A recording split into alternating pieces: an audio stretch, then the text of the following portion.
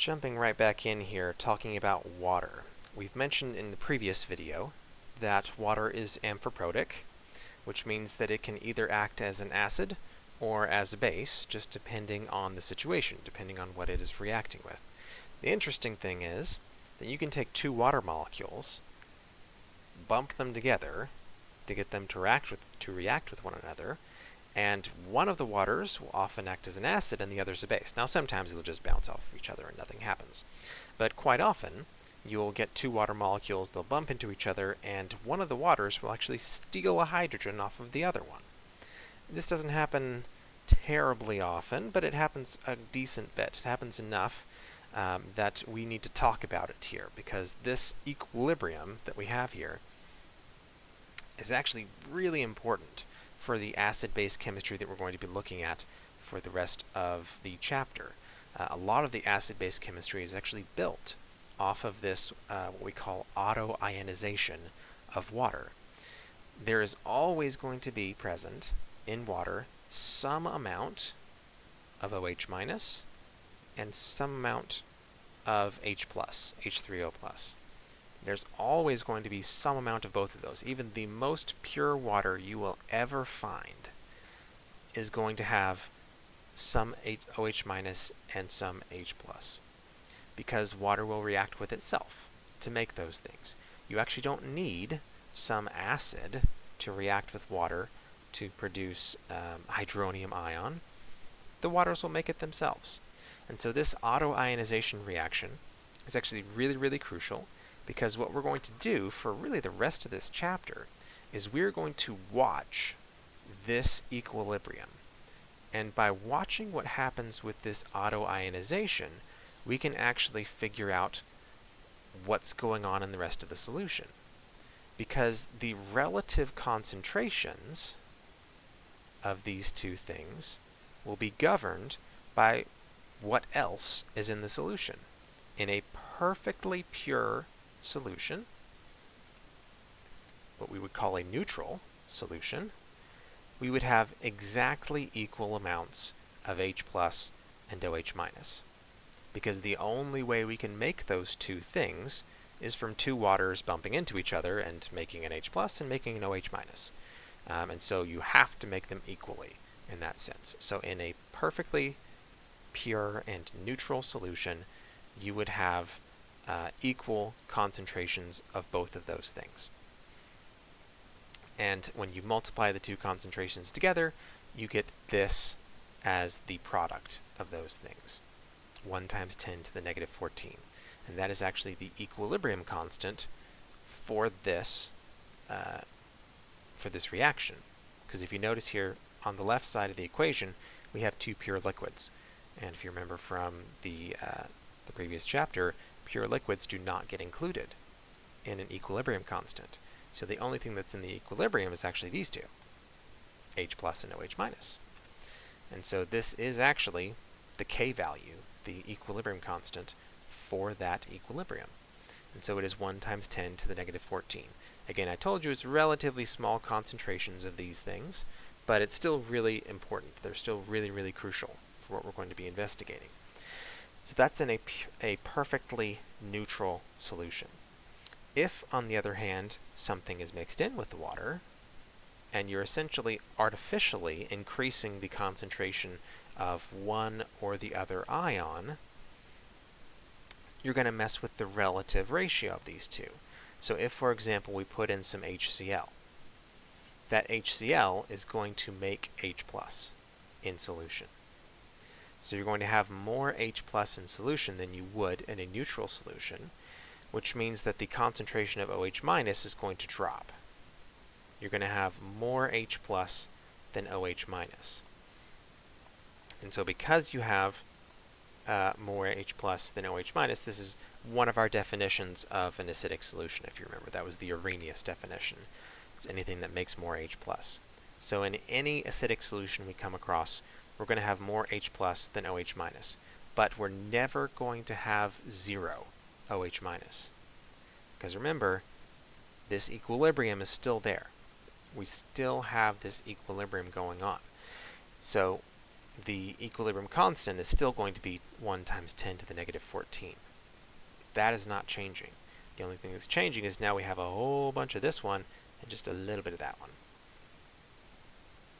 The opposite is true for basic solutions. So if you add in something like sodium hydroxide, you're going to increase the concentration of the OH minus, and the H plus is you're just going to have a little bit of that, not very much. But again, the product of the two is always going to be 1 times 10 to the negative 14. Whether it's neutral, acidic, or basic, those two concentrations multiplied together are going to be 1 times 10 to the negative 14. You will always have some of both. You might just have a little bitty bit of one of them, but you will have at least a little bit. Alright, so that's what this is talking about here, is that it's saying that you're always going to have some concentration of both of those. It's 1 times 10 to the negative 14 is the product, and that is the equilibrium constant for that autoionization. Because we're going to use this K value so much, we actually give it a special name. Instead of just being Kc like all the other equilibrium constants we've seen in the previous chapter, we're going to call it Kw. So W being water. So we have K for water. And that is 1 times 10 to the negative 14. This value is only true at 25 degrees C. It will change at different temperatures, but I'm just going to tell you now, everything we're doing in this chapter is at 25 degrees C. There's not really any point in doing it at a different temperature. You just have to look up a different Kw value and plug that in. There's not really any point to it.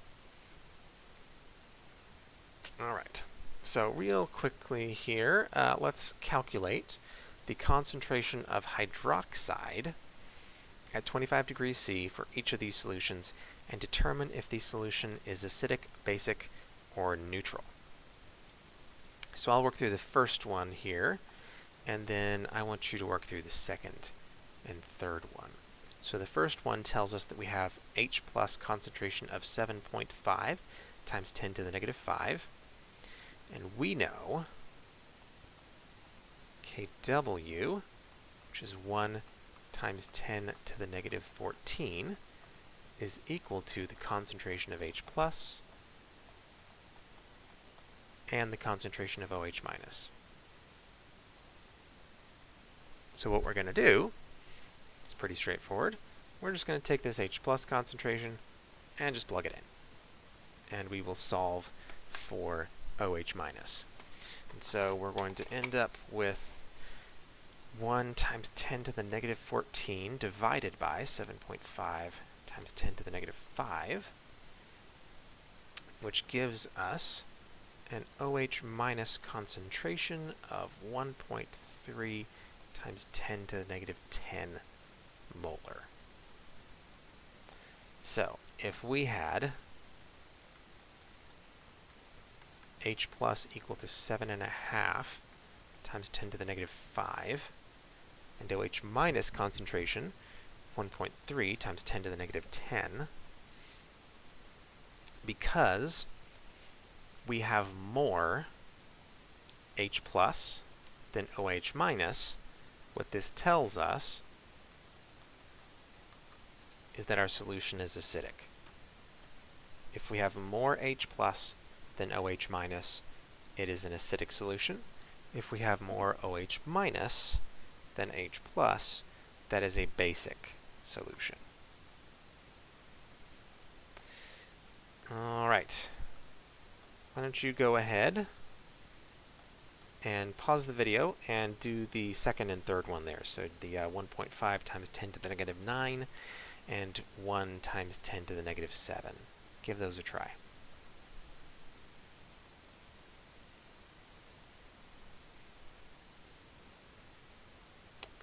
Okay, so for part B, I'm going to go ahead and set this up. We have 1 times 10 to the negative 14. We're going to divide that by the H plus concentration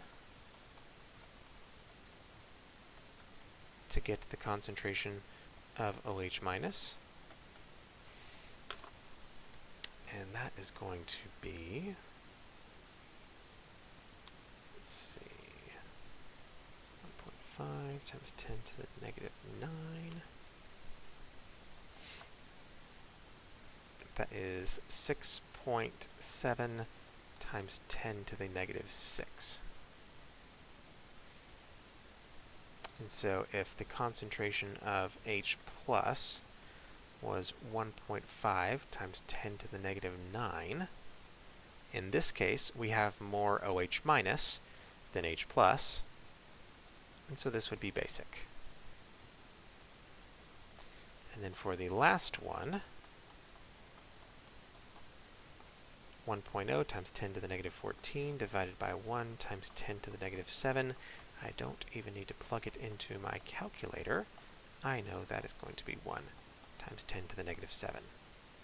And so because both of the concentrations are the same, this is actually neutral. There is only one kind of solution that will give you a perfectly neutral, give you perfectly equal H plus and OH minus, and that is a solution with no acids or bases in it. If it's just pure water. You theoretically could add some stuff that's negligibly acidic or negligibly basic, and those might be weak enough that they don't change the pH at all. But realistically, you need absolutely pure water to get a perfectly neutral solution.